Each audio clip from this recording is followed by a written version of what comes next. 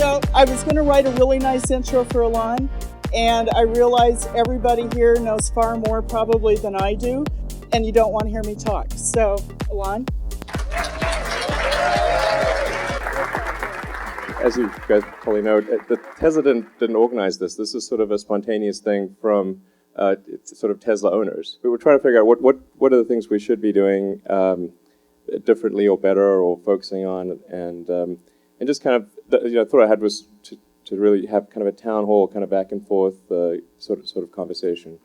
I mean, obviously the goal of Tesla is really to accelerate the advent of sustainable transport. So there are plenty of car companies in the world. There's not really a need for a new car company, just another gasoline car company or anything like that. But there is a need for a company that's pushing for sustainable transport. Something that, if you extrapolate into the future, you can see a sort of a positive, bright future. And I actually didn't think that it would be necessary to do something like Tesla, because I thought at one point, when there was the EV1 and the original electric RAV4, that things were kind of headed in the right direction, and I thought for sure GM would do like the EV2 and the EV3 and everything would be fine. And then of course that's not what happened. As soon as California changed its regulations, GM recalled the EV1 and crushed them in a parking, in a junkyard. And then people actually held a candlelit vigil as though someone was, it was sort of a capital punishment type of thing. And which just amazed me, because, I mean, it's really quite rare for people to hold a candlelit vigil about a product. It's really unusual. So it was clear that the sort of the forcing function needed to come from a company, a new company, and so we created Tesla, starting off obviously with the Tesla Roadster, and in the beginning people said, well, you're not going to be able to make a car that looks good and goes fast and has long range, and then we did, and then they said, well, nobody's going to buy it. So then, thank you for buying, by the way.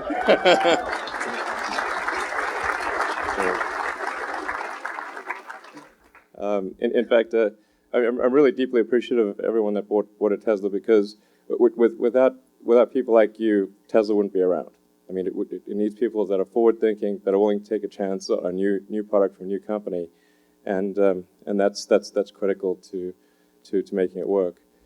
So we did the Roadster, and we actually got a lot of flack from people that thought, well, that the reason me and JB and Martin, Mark, and Ian, and everyone else, the reason that we'd created the company, they thought was because we felt that there was a shortage of sports cars for rich people. And so that's why I wrote that blog, several years ago, just to explain, no, that wasn't actually the reason that we created the company. But in order, whenever you've got something that's the first version of the technology, and it's in low production volume, whatever you do, it's going to be expensive. So, and people are only prepared to pay sort of a lot for something like a sports car. And then now with the Model S, we're coming to step 2 of the plan, which is kind of a medium volume car. And then the step 3 we want to get to as soon as possible, which is sort of a low price, high volume car. And that's where we're headed. But obviously, vital to all of that is our customers that are willing to buy the cars like the Model S and support the company along the way. So we want to make sure that we're sort of doing the smart things to get there, and just looking for feedback and ideas, and also happy to answer any questions. Bearing in mind the obvious constraint that as a public company, anything I say will be pounced upon by the media. Let's just dive right into kind of the conversation, the questions. Should we start there? Hi, Elon. Cole Wilcox from Longboard Asset Management. What are you guys going to do in terms of an official economic incentive for your single greatest customers, and to kind of fuel the feedback loop as you go forward in time to expand all over the world? From my PayPal days, we spent a lot of time thinking about how to create a viral growth engine, which was, and I mean the keys to that are, of course, reducing the friction of buying and reducing the friction of referral, so making it really easy to buy and refer, and then creating an incentive, and I think one of the keys is to create an incentive both for the person doing the referral as well as the buyer. In that way, if by referring someone both parties actually benefit, then it works well. Our issues right now are actually not so much demand generation as they are production related. So,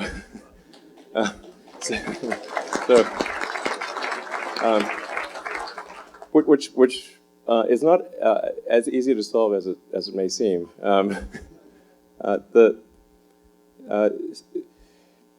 In order for a production to grow, we have to have the whole supply chain move in cadence, because there are several thousand unique parts in the car, and even if some of those parts, even if just a few of them are missing, then we can't raise production, because then people are missing parts of their car and they get very upset about that. And sometimes it can be the most trivial thing. Like at one point, there was a shipment of trunk carpet that was coming from a supplier in Mexico that there was a drug shootout at the border. I kid you not, this is like a real thing. And so then we had to pile up cars in the yard to wait for a new shipment of trunk carpet. And now trunk carpet obviously is not going to be a long-term constraint, because there's, it's not one can produce large amounts of that. But there are some of the tougher things. I think one of the bigger challenges for us is going to be lithium-ion cell production. So we're working with our main partner, Panasonic, on ramping up lithium-ion cell production, and I think actually that's probably going to be the main constraint on our production growth for a few years to come. Because we need a lot of battery. So I think we will consider engaging sort of a viral growth engine, but we first need to address our production constraints. Thank you. All right. Hi, I'm Georgiana Elizabeth Penny Keys, and I'm a very small shareholder, very happy, and from Albuquerque, New Mexico. And I just wanted to say how much, from the very bottom of my heart, I appreciate everything that you have done and are doing. Well, thank you. And I'm sure we'll do in the future, which I'm looking forward to now. And I can't say this with enough emphasis, but I really felt like there was no future. And you've provided that for me, you and the entire Tesla team. And I can't thank you enough for that. And it's only recently I realized just how deeply it's impacted me on just a day-to-day level. And I think that Leilani's comments about this company as hope is really, really true.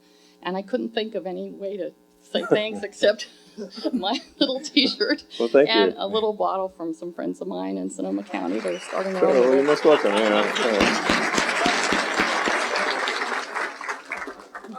Everybody got a bottle opener? Are you serious?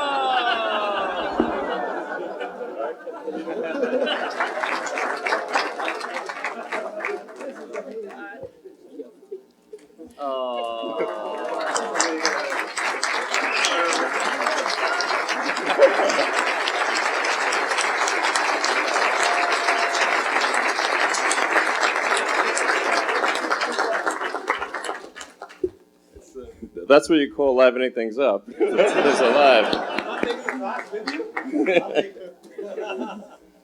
All right. So, but just wanted to say thanks for the car. You're welcome. It's been really great. I was wondering, what do you see as the biggest challenge for Tesla in the next several years? The biggest challenge for Tesla is, I think, scaling up. We've got to figure out how to be, get bigger without losing focus, or kind of, when companies get get big, sometimes they get those sort of like big company-itis, and they turn all corporate and that kind of thing. So yeah, I think it's mostly about scaling up, and I mean, there's just see, the thing is that right now, even though we're making, I don't know, somewhere in the order of, call it an annualized rate of 25,000 or more a year on an annualized basis, that's still a very tiny drop in the bucket, because in order to move to a sustainable future, there have to be a really huge number of electric cars made, and every year there are about roughly 90 million cars made a year, and there's an existing kind of install base of almost 2 or on the order of 2 billion cars. So at our current production rates, that would take a very long time. So we have to figure out how to scale up in a very significant way, and then we need to figure out how to scale up battery production and the things that are kind of unique to electric cars. That's we want to try to do that as fast as we reasonably can without impairing the product quality and still being able to sort of service things well and that kind of thing. For a while, I had thought that, when Tesla showed that you can make a compelling electric car with long range and all these good features, and that if you did, that people would buy it, I thought for sure that the car industry would look at that and say, oh, now we've seen the light, and we're going to go make electric cars too. This is not the case. It's quite shocking, actually. Good news for Tesla. Yeah. The thing is, the reason I'm doing this is because I think we need to accelerate the advent of sustainable transport. So, I'd much rather that there were competitors to Tesla than weren't. But amazingly, the only action I see from the big car companies are that which would satisfy the minimum regulatory requirements. So I think in order for them to take action, they have to feel competitive pressure, and so that means that I think Tesla's got to scale up production in a significant way, and when they feel competitive pressure, then I think that they'll be more inclined to produce electric cars. Thanks. All right. Bill Stillman, I'm a Model S Signature owner. I just wanted to say thank you for not restricting the use of the screen while we're driving, which so many cars do, or making us punch a little legal thing that says, I promise not to use the screen. I mean, that's ridiculous. I agree. I love that feature. Yeah. But my question is, when are we going to have a Model S Hot Wheels? Oh, good question. I actually was wondering that myself. Oh, okay. Well, Hot Wheels they have their own. I think they're owned by Mattel or one of the toy companies. And they actually have one for the Roadster. Yeah. And but I was asking that question myself, and apparently they tend to make them only for sports cars or cars they think that people want. But I was like, I think people would want the Model S. One too. So I think maybe some letter of encouragement to them to do it would be. All right, you guys write a letter to Mattel. Yeah, exactly. My name is Bob Fitzgerald. I'm from Princeton, New Jersey, a Roadster owner. Earlier today, a number of us were together in a breakout talking a little bit about the Roadster. And the question is, we all understand that your focus and Tesla's focus in the next few years has to be on X and Generation 3. But we're hoping that there'll still be some capacity to do some nice things for the base of the Roadster owners, maybe HPCs at supercharger stations or some of them, and perhaps refreshes of the battery pack down the line. Do you think that with, there's still limitations on your resources, do you think that may be possible? Well, we are going to do something special for Roadster owners next year. So I can't say what that is, but it's going to be, I think it'll be pretty cool. So, yeah. Thank you. But the key thing we've got to get through in the balance this year is the European introduction, which is going on right now, the rollout of the supercharger stations, and then we've got to finish the design and engineering of the Model X. And as we get through that, which hopefully we'll get through the bulk of that in the next 6 months, then I think we'll do something for Roadster owners next year. Last comment is just between the work that you've done with Tesla and with SpaceX, I personally think your biggest accomplishment is you've made it possible again to dream really big. Great. Thanks for that.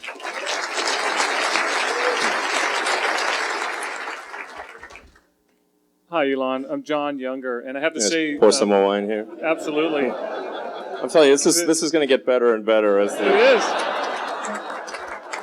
The marital bliss problem and the custody issue got solved for us with my bride of 12 years by getting a second Tesla. So with the Excellent. Roadster and the S, it's easier. As a fellow CEO, Yeah. I understand you have to look at the resources at your fingertips and use them to their optimal level. Right. You're sitting in front of a resource. Yep. What can we do besides building battery factories to help? Well, I think you're doing a lot already, which is to sort of spread the good word, and to sort of show your friends and family and people you encounter the Model S, and for a lot of people out there who are not early adopters and who, I mean, most people are not early adopters, and new technology it scares most people at least a little bit. So anything you do to make people believe that that electric cars are the future and it's the way to go and it's worth taking a chance, I think is actually incredibly valuable. We got that done. So, all right. Howard Horn from White House Station, New Jersey. I realize that Tesla sort of spans consumer electronics and automobiles. And in consumer electronics, it's been very easy for manufacturers to, in essence, go down market. That's what's expected. In automobiles, it's been much harder. And really the success stories have been auto manufacturers that go up market. Ones that try and go down market end up sometimes not existing.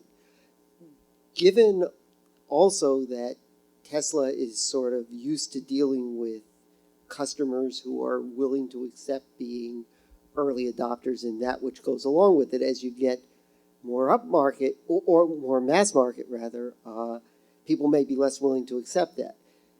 Given those two circumstances, how do you, and your previously stated difficulty with ramping up and buying batteries, how do you plan to address that?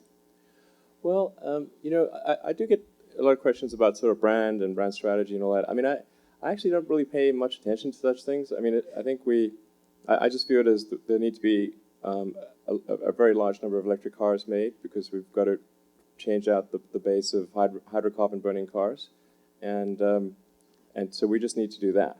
And I don't really care if it means that we have a less premium brand or anything like that. I guess we'll make the third generation car, which I mean, it's not going to be super cheap, but it's going to be sort of in the $35,000 range. Although when you take into account the savings from gasoline, it's actually going to be effectively like close to a $25,000 car. And I think there probably will be some increase in gasoline prices over time. And You think? so I think it should be effectively like buying a gasoline car that costs in the 20s of thousands of dollars. I mean, we're gonna do it. So it may or may not be successful, but we're gonna do it anyway. So. Thank you. Hi, my name is Rahul Sanad from Los Angeles, and I have a Tesla watch. We do not make Tesla watches, I should point out. It's electric. But, it seems like we're on the brink of a pretty big transformation that will be driven by electric vehicles, possibly solar power generation, autopilot, driverless technologies, and maybe even like hyperloopy things. But if you extract that out like 10 or 15 or 20 years, like what do you think the really big impacts on kind of society and life as we know it will be? Like, is it, that our cars are going to drop us off and go park themselves in the suburbs? Right. Or like, just what do you think the real big, material effects kind of long term are? Well, I mean, the first order of business is definitely to ensure that transport and energy are sustainable. And it's somewhat, obviously, it's tautological because if it's unsustainable, then independent of any environmental impacts, there will be economic collapse as the scarcity becomes significant. So the first order of business, and the reason we haven't sort of done too much on the kind of autopilot or self-driving car front is because it's very important to transition to electric, and then of course to have sustainable power generation, which I think is solar. And solar is really just indirect fusion. And I think we will need to transfer all modes of transport to electric, with the ironic exception of rockets, which I wish we could go electric, but it's just really difficult to get away from Newton's third law. Although I do think it'll be possible to generate the fuel with solar power, and the next generation fuel that we'll be using at SpaceX is methane. So you can generate CH4 with CO2 and H2O, and that's going to be important anyway for refueling on Mars. Anyway, so I think sustainability is the most important thing. Then, in terms of adding in kind of an autopilot function to the car, I mean, the way I look at sort of that autopilot or self-driving is that it's essentially active safety in the limit. So as you improve active safety features like active cruise control, lane departure, reading street signs and so forth, and you keep doing that, then eventually you get to where the car can pretty much be on autopilot for most, if not all, of the journey. That is something that we're going to be working on in a big way in the next few years. But it's, like I said, it's sort of a B priority relative to scaling up electric transport. It will probably change how things work. Like you won't need to, like, it's nice not having to go find a parking spot, and there are probably ways that it'll change that are hard to envision today. But I think the first order of business, the really pressing one, is to make sure that we're minimizing the amount of carbon that we're putting into the atmosphere, because that's we're running this crazy chemical experiment, which is a very, very difficult thing to reverse, and I think it's really important that we stop running that chemical experiment.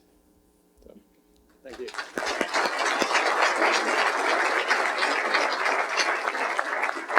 Hi, Elon. I'm Bob Wilson from San Jose. Thank you for building my dream car, the first American car I ever wanted to buy. Regarding the Model S, you have a room full of experts here. To steal a phrase, tell us something we don't know. One thing about the past. One thing about the past design decision that you haven't talked about previously, and something that's coming in the near future in our Model S's that we might not have heard about yet. Wow, okay.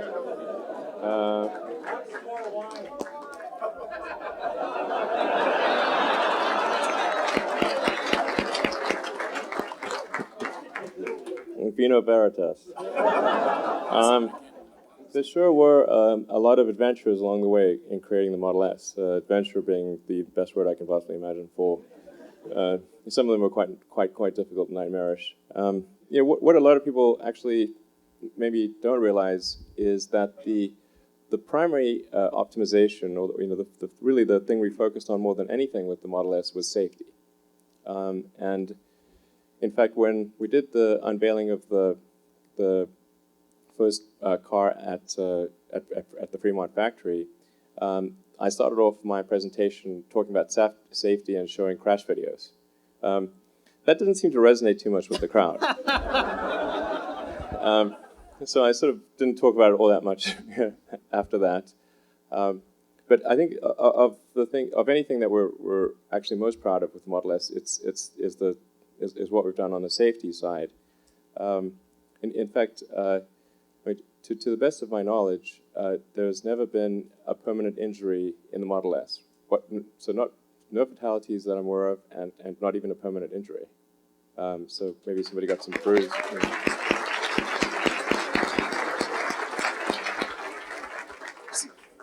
Now, statistically speaking, that's unlikely to remain the case. When you have tens of thousands of cars and hundreds of millions of miles and that kind of thing. But so far, so good.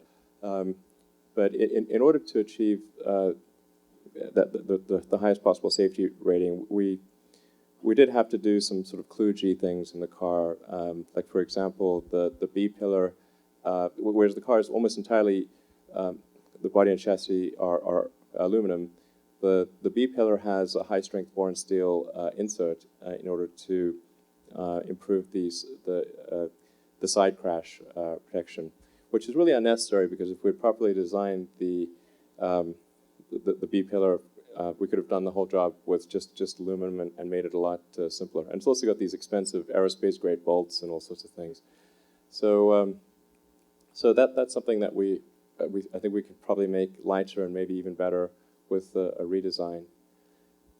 In the rear, if you get the third row, we have a double bumper system. So there's actually an aluminum bumper and a steel bumper, and the threshold is that is to ensure that if the car is impacted in the rear at highway speeds, that any third row occupants do not suffer permanent injury.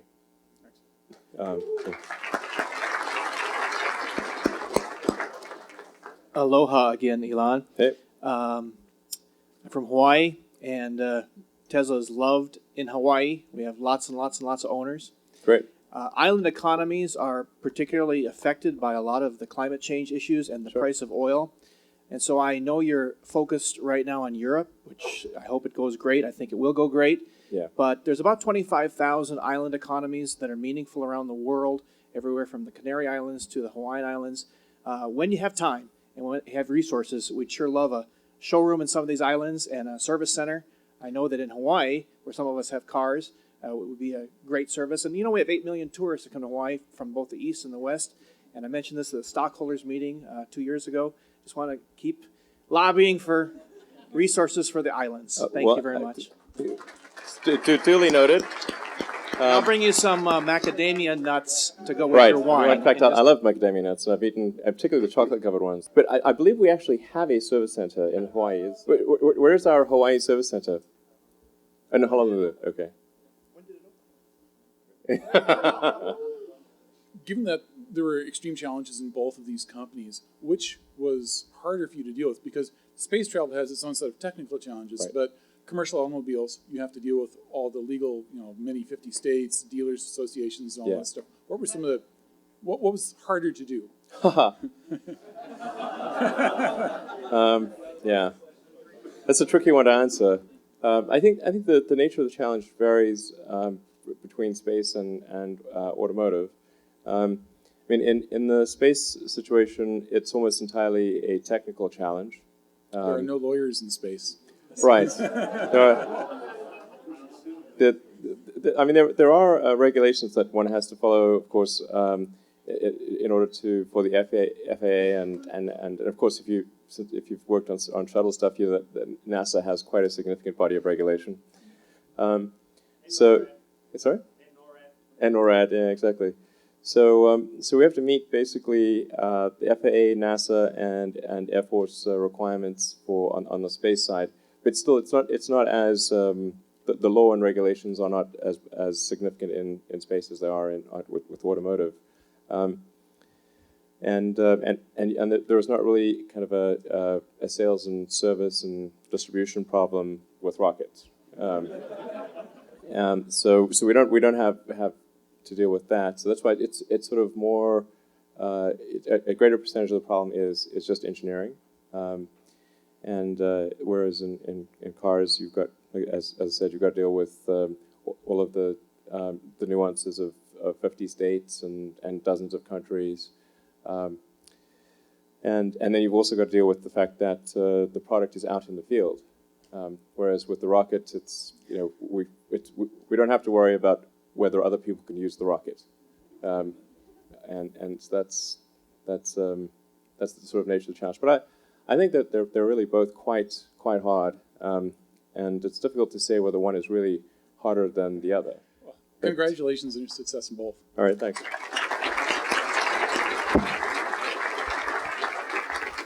Hi, Elon. My name is Vernon Huang. I'm a local Model S owner. I have a software update feature request that a lot of people in this room may not have thought of. I was out with my wife and another couple on her birthday, and we were struck by a reckless driver. Everyone was fine. The Model S held up well. You know, nobody had any severe injuries. The M5 didn't fare so well. Oh yeah, actually, I think I saw the photos of that. In fact, I tweeted you and you tweeted me back. That was pretty cool. Yeah, it was kind of crazy. I mean, obviously, one doesn't want to make a marketing event out of such a thing, but I mean, the M5 was destroyed. I have the dashcam video if you're interested in seeing it. I'm not sharing it out electronically. But my request is that the car mechanically protected us really, really well. Yeah. And I was wondering if you'd heard any requests for the software to proactively detect these kind of catastrophic events and do things like turn off the radio, turn off the buzzers that are going off and distracting me because I know the airbags are in my face and something's wrong. And maybe put up a center screen with shortcuts to things like dialing 911, putting the car in tow mode, putting on the parking brake. Oh, that's a good suggestion. And tips on things like preserving the 12-volt battery, because eventually my 12-volt battery died and then my car kind of shut down and had to be dragged. But and I didn't have the presence of mind and all the craziness to know that if I jumped the battery, that we could probably turn some of the systems back on. So actually, that's the feature request I have. I think actually that's a good suggestion. I will do that.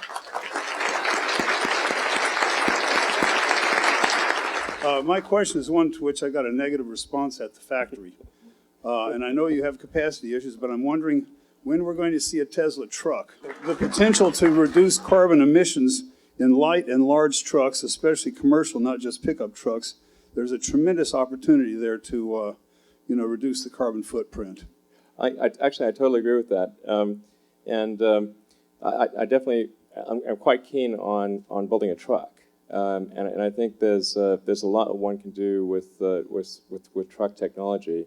Like one of the things I think that should be present in trucks is something like an air suspension that dynamically adjusts the load and sort of keeps the angle of the truck correct and the ride height even and adjusts the damping in real time. Because the challenge you have with any vehicle where there's a big difference, a big potential difference between the minimum and maximum load is that the suspension is always wrong, and usually wrong by a lot.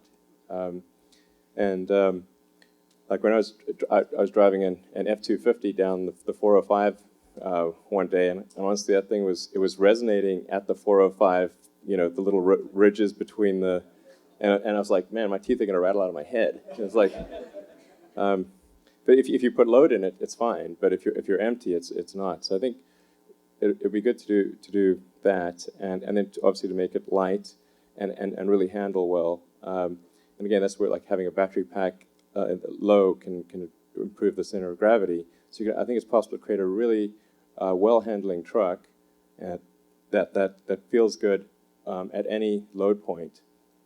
That'll be really great. So you've obviously given us some thought. Thanks a lot. You're welcome. This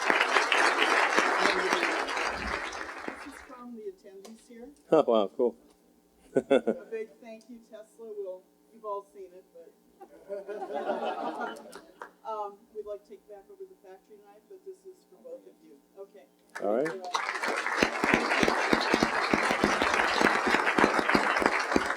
Cool.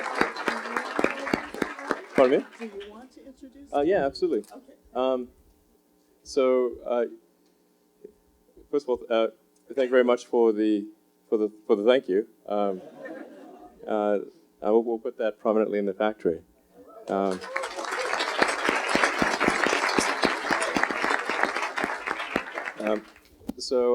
Jerome has been instrumental in the creation of the Model S and served as basically the overall program director.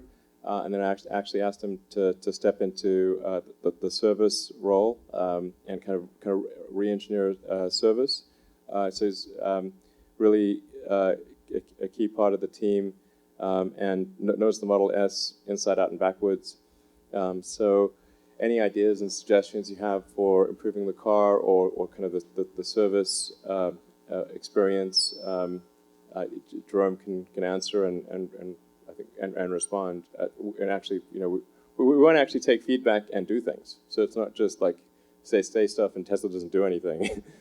Like we want to actually do stuff. So Yeah. Anyway, so I'll keep answering questions for a bit, and maybe some of those questions can be answered by Jerome, and then I'm gonna have to head out with my kids, who I think are maybe reaching the end of their patience. All right, so go ahead. Hi, Elon. My name's Warren. I live in Florida. I'm here with my wife, Darcy, and I just want to thank you for what you've done. I don't think it overstates it to say that what you're doing with Tesla and Solar City may very well be what changes the world and saves the planet for us to live on it. And thank you. And well, I mean, I should say, I very much appreciate that, but I think I should say that my role is small. It's a huge team effort for sure. At Tesla and Solar City, and there are also, of course, many other solar companies, and so I would not wish to take too much credit for such things, but the sentiment is appreciated. Great, yeah. I think you're inspiring to a lot of people, and that's really important. And I know that I absolutely love my Roadster, and I absolutely love our Model S, and I love driving around on solar-powered energy that's renewable and American-made, and it just feels wonderful to do that and to drive such fun cars. I'm excited about my Model X reservation and Great. about my brokerage account balance. Thank you.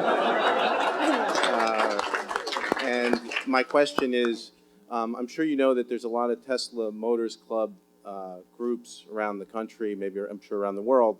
We're here with our good friend Larry Channon, who's the founder of the Florida Tesla Motors Club. And I was wondering if you thought it would be a worthwhile thing to periodically, annually, or whatever, to get together with the heads of these chapters and talk about, get feedback from them that you might not get otherwise. That's a pretty good idea. I think I'll give that some thought. I think that might make a lot of sense. Yeah. And maybe they can bring a friend along with them. Sure. All right. Hi, Jerome and Elon. Angela Link. I'm from Williamsburg, Virginia. I want to thank you for the amazing car. I mean, I enjoy driving it every single day to work, and thanks for not making a fool out of me when I put money down on a car I'd never seen or driven. Right. It was amazing. I had to go 200 miles just to see the car I had already put a reservation on, Okay. but I love it every day. I guess my one question would be on the valet parking. Is there any thought to being able to limit the speed of the car? I mean, of course, we're all very protective of our cars. We don't want anyone else to get in it and do some crazy things. Will there be any thought to limiting that via a button on the valet? Yes. Yes. It's technically that actually is a function in the car already. It's just not been exposed to the end user. Okay. So. Do you know when it will be? Yeah. Yeah. Right. Exactly. It goes back to the point about features that'll come out. So maybe by the end of the year, we've got a bunch of things in kind of the feature release plan. That we need to get through first. There's a ton of additional functionality that we want to add to the car via over-the-air update. But the thing that's held that up recently is just getting the European version of the car working. So there's been a lot of work by the software team on internationalization of the software, which has obviously limited then the actual features that can be rolled out. But I can say that. Tell you about some of the features that are going to come in fairly soon, maybe in the next 1 to 2 months.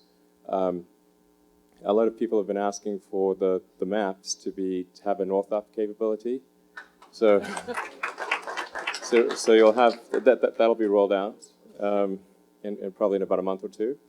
Is north-up, and it'll also pre-cache the tiles. So you're going to have that capability. There will also be the ability to tether through your phone.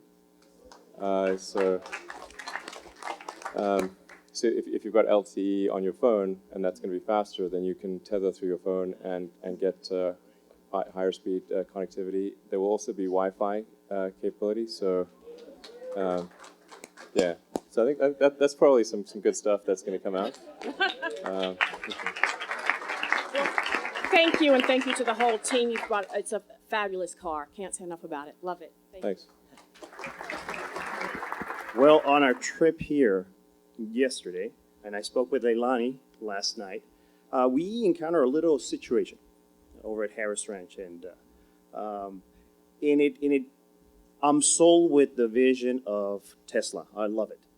But our situation was we were stuck in the middle of nowhere, and our gas station broke down.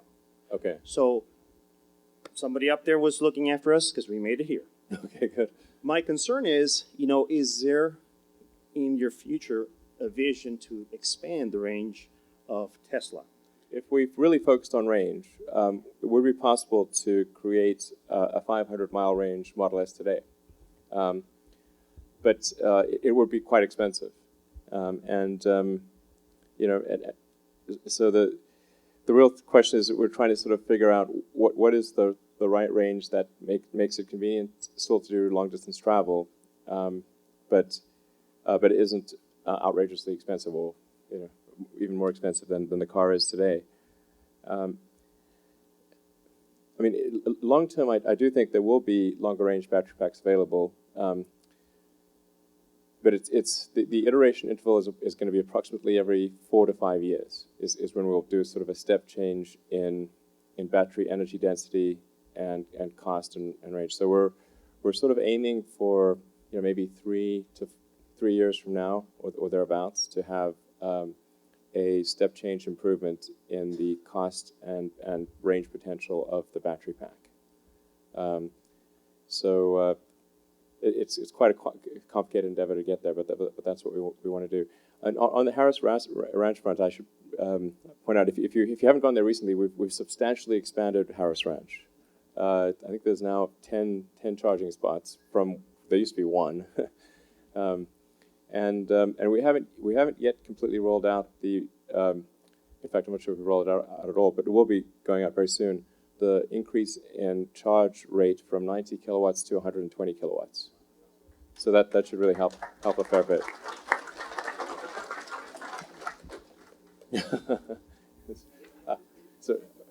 Elon, we actually, yes, I got to give credit to my brother-in-law. I drove with him up here, and he called Tesla, and they actually instructed him to reset that station. That's why we were able to get charged to get here. But my brother-in-law, Dan, is somewhere here in the audience, but yes, he was actually able to reset it. But thank you very much. And in the meantime, I'll keep buying Tesla stock. All right, thanks. Okay, Elon? All right, absolutely. With that said, thank you all very much. Deeply appreciate your support. And thank you.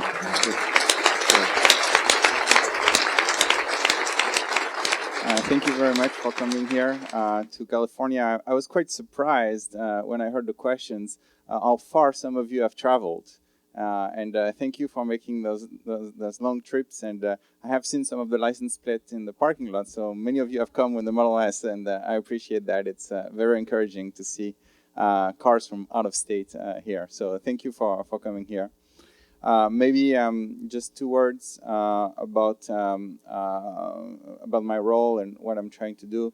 I started 3 years ago with Tesla, which makes me one of the old timers. Since April 1st, and it's not a joke, Elon has asked me to lead the service organization.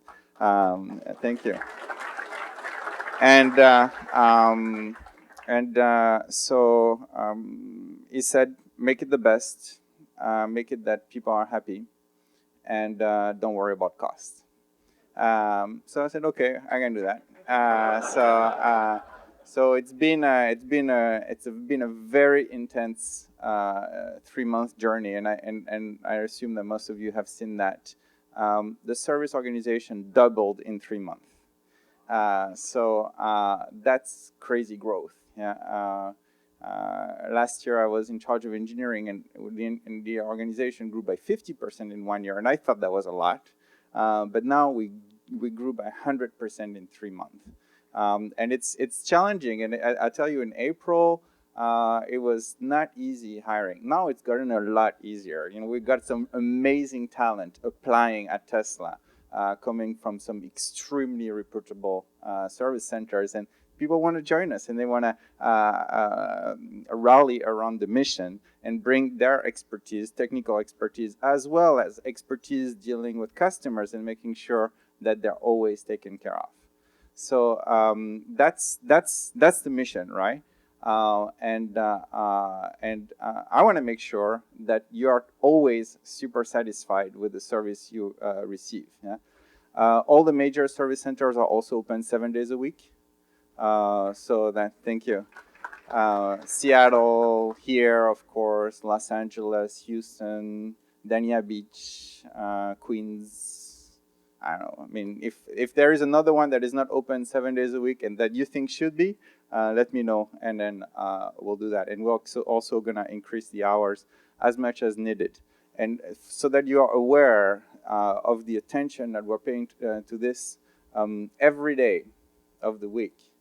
At 5 p.m., me and some engineers and all the regional managers, we are reviewing all the interesting service cases.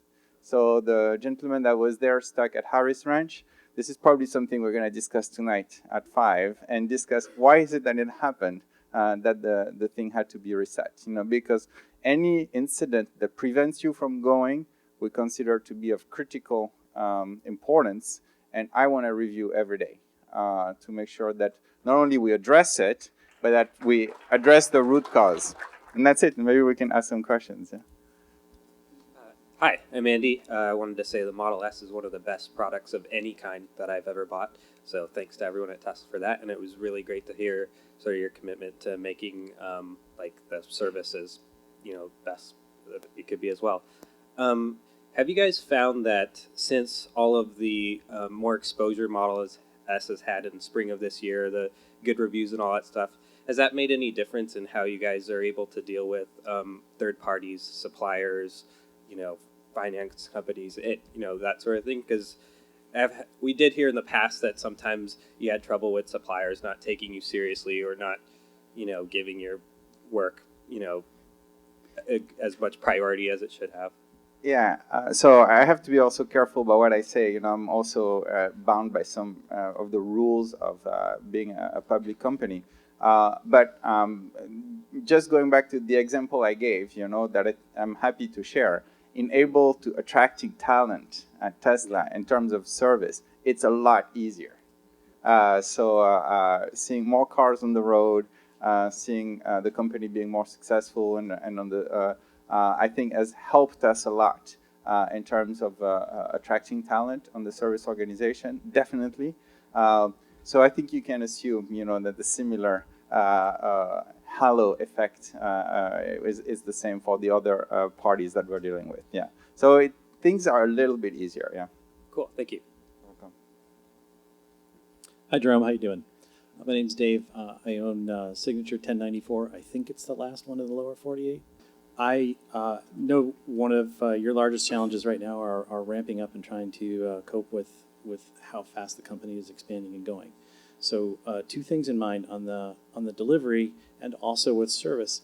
I'm wondering if you guys can't leverage the technology in the car to facilitate lowering your head count and making things a little bit more efficient. And the way I'm proposing this for you is in the delivery that the car should have a tutorial built within it. In other words, the Model S should be able to tell me how to use it right on the screen as one. Mm-hmm. And I'm talking interactive. It points, it presses buttons, it makes lights light, it shows me all the warnings, et cetera, et cetera. And then from a service standpoint, I would like my car to tell me that you've got 3,500 miles on it, maybe you need to look at the tires. Your service is coming up, and then another screen pop and go, here are the available slots at your local service center. Can you get it right in the car, right on the screen? It makes it seamless. It cuts out some people for you, especially if it's integrated properly and executed properly. I'd like to help you do that. Thank you. I think that's a very good yes. It's a very good idea. We're always catching up a little bit to what we want to go. I mean, definitely having the owner's manual on the center display for me is a priority. Okay, Unfortunately, there's a lot of other priorities at Tesla, so sometimes we have to wait. But the idea that we have a paper owner's manual is revolting to me. And from day one, I said it needs to go. Why do we have to cut a tree, or even if it's recycled paper, to put an owner's manual when we have this beautiful display there? So I am pushing for this. So I think what we need to do is, you're absolutely right. Instead of us getting an alert calling you, we could directly give you the alert and then self-schedule. I completely endorse that. Right. And we'll move towards that direction, absolutely. Hi, Jerome. I'm Dave from Toronto, Canada, Roadster owner. Question on the loaner program. It seems that the service centers are having a hard time holding on to their loaners. They're getting sold just as fast as they're being delivered. Mm-hmm. Any thoughts on tweaking the policy to make it tougher to buy the loaners, to lock in that inventory? Yeah, well, that's a good question. And you know what? I'm under extreme pressure from the service organization to hold the loaners for a set period of time, you know. Unfortunately, we still have very razor-thin margins. And if we want to prosper, we need to be profitable. And therefore, if that car is sold, you know, we will try to give it to the person who bought it as soon as possible. I think the real effort that I want to follow is that loaners shouldn't be used for more than 1 or 2 days. So the service repair shouldn't take that long, you know, and therefore, you know, it should not be a problem. Because they would be just cycled naturally. You come back, you get your car, or we bring your car back, and then we can get that loaner to whoever bought it. And then I'm making, and this is something that I couldn't do in the second quarter because we were just, you know, in the middle of a lot of things. But every week in the third quarter, there is a certain number of cars we're building that are replacement loaners. So it was a little random and chaotic, I have to say, in the second quarter. But in the third quarter, I'm tired of hearing the stories too. You know, I have to deal with them. So I just like, okay, every week we'll be building a certain amount of cars so we can replace the one that we're selling. Yeah, I had to discuss with a certain person, but he agreed, and we're good to go. Okay, thanks. Yeah.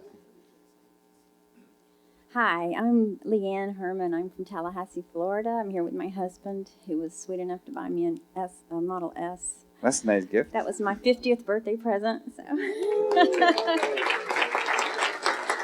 we signed up for it in 2009, and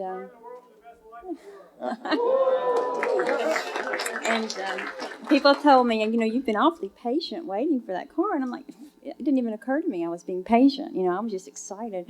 So when I went down to test drive it in November last year, first time I'd seen one in person, because there's nothing near Tallahassee, went down to Dania Beach and test drove it. I told him, I said, you know, because we don't have a lot of money, I said, if it doesn't blow me away, I'm not going to do it. You know, I've had the reservation for 4 years, but if it doesn't blow me away, I'm going to walk away from it. And, of course, it blew me away. If you can just tell people, all you've got to do is drive this car. That's all you got to do to sell it. You just get somebody behind the wheel, because if you've driven the Model S, you will never want to drive anything else. Now, I have to say, I've never driven a Roadster. I'd love to drive one. I've never driven a Roadster, but the Model S is amazing. I turned around, I had a Honda 1990 for 23 years. Stick shift, 4-cylinder motor. And I went from that to this Model S, and it's just unreal. You know, I'm just so ecstatic. And I'm a real green person, so this is like my paradise car, because it wraps everything into one. And I wanted to hug Elon so hard when he was here. But I just want to tell you how much I appreciate it. I'd had one little issue on design of the S, and it may not be the S, it may be something you might think about for the X. I don't know. Other cars have had this feature. I've never driven those either, but it's for people that are vertically challenged like me with short legs. The idea of having the pedals come forward, because when you move your little seat all the way up, it tends to change your visual. I haven't had a problem with my S, but I don't know what the X will be like. So I just wondered if y'all had even thought about that possibly for shorter folks with shorter legs. It's a good thought. I'll let me think. The adjustable pedal you see in some vehicles. Typically, you can also address by moving the seats and making sure it's on the right track. And the steering column is also adjustable. But let me follow up. For S, it'll be difficult to change. But let me look at what it is for X. Thank you so much. You're welcome. Hi, Jerome. My name's Kip Leong. The other day, I took my kids over to Fairfield to visit the Jelly Belly factory. I hope that that's something that Elon could do with his kids if he ever. Maybe they're there right now. But the Jelly Belly factory is not quite as cool as the Tesla factory. But one thing that did happen on the way there is I punched in I asked for it in the navigation, and then the navigation route took me over there, and it told me to take a hard right off the freeway through the trees into the parking lot of the Jelly Belly factory. So there's some problems with the navigation. And I also want to let you know that the traffic thing doesn't update properly, and it drives me crazy. Like if I zoom out, it seems to be right, but if I zoom back in, it doesn't update, and it's still cached from the old data. And that thing, I think, really needs to be addressed. And I would love for the navigation and the web browser to be integrated. It's like, say I go to Yelp, and I see a restaurant, I want to hit the address in Yelp and have it navigate there. And finally, laundry list. I would like to be able to kind of like hold my finger down on a spot on the map and have it navigate to that spot. Yeah, thank you. Those are good suggestions. I know some of you have been extremely patient between the time when you have reserved the vehicle and the time we've been able to deliver it, and we appreciate your trust during all that time. And I can only ask for a little bit more patience until we get the ability to implement those features. But the awesome thing, really, that with the Tesla that you can't have with anybody else is it's not going to cost you a penny to get all those features. One morning you will wake up and they will be in the car, and I think that was awesome. Thank you. Yeah. Oh, hi, Jerome. My name is Charlie Culp. I'm from College Station, Texas. There are now four Model S's in College Station. And thank you for supporting us in Texas. You bet. Appreciate it. We're not the most backward state, but we're second. No. I love Texas. I do too. It's great. And I just really wanted to compliment you in all the service that exists on that. So you're inheriting an organization that does great service. Now, I also prepared I'm a professor and also a designer. I have a few little things here, if you'll accept this piece of paper. Absolutely. That has some software and some recommended hardware changes. Excellent. Thank you much. I love suggestions. Thank you. Hi, Jerome. Alan Soule from Sebastopol. I like to take road trips, and the superchargers are just fabulous, and where they're rolling out is great. But there are going to also be other fast chargers available that are mostly going to be the CHAdeMO. I would suggest that somebody come up with an adapter. I know that it's a little bit complicated with communications and stuff, but if possible, come up with an adapter that could go CHAdeMO into the Tesla. Yeah, thank you. There is, so CHAdeMO is, I have to be careful what I say, because I cannot make forward-looking statements. So CHAdeMO is important in some of the countries where we intend to expand, and Elon already talked about it, so I can say that. Therefore, I think it's a very reasonable request you just made.